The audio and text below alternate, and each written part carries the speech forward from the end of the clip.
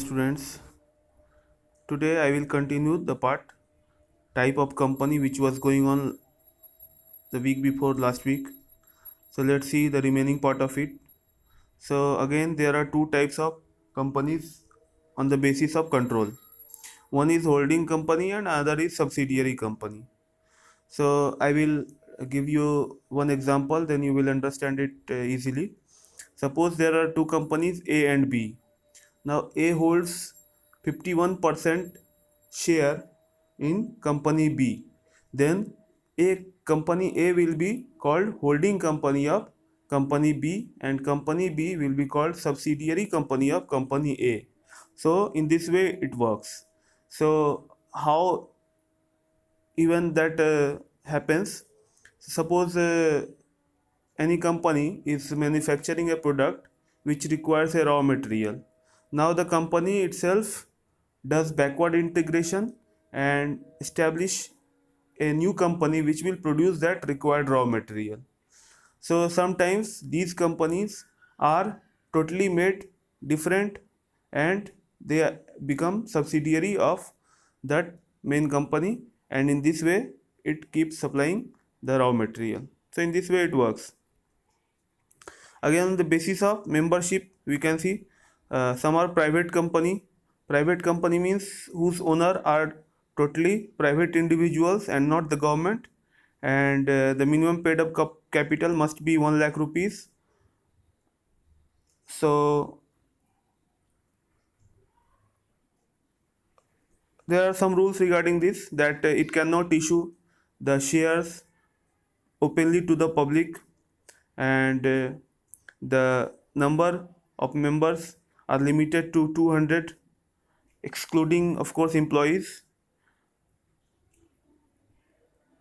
and any deposit cannot be taken by the company from members or public or directors.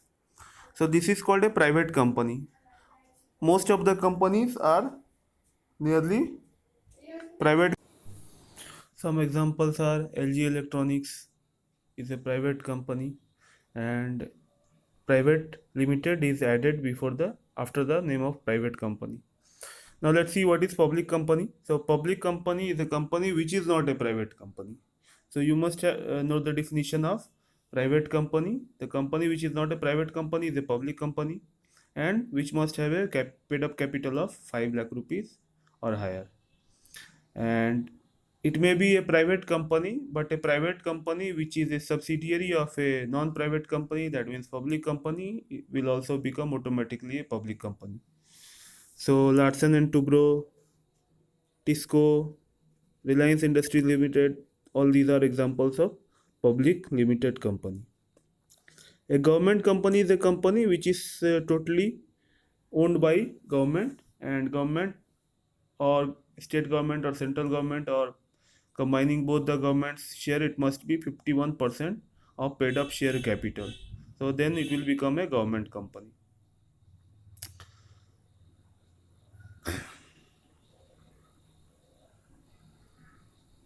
So let's see what are the advantages of a private company and why people form a private company.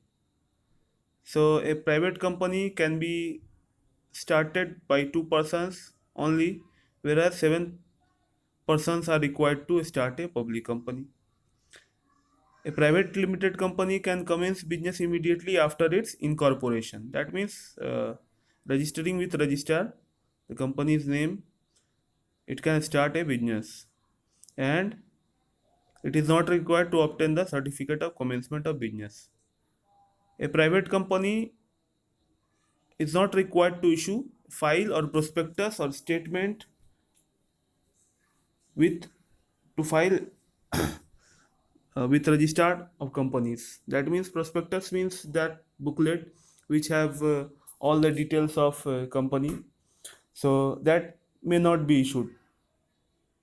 Again, a private company can have only two directors, not required to have more than two directors. Again, transferability of share is limited, and annual accounts may not be open for inspection for non-members. 2 members personally present is sufficient quorum. Quorum means the minimum number which is required to conduct any meeting or any decision. So these are all the advantages of private company. So thanks for today.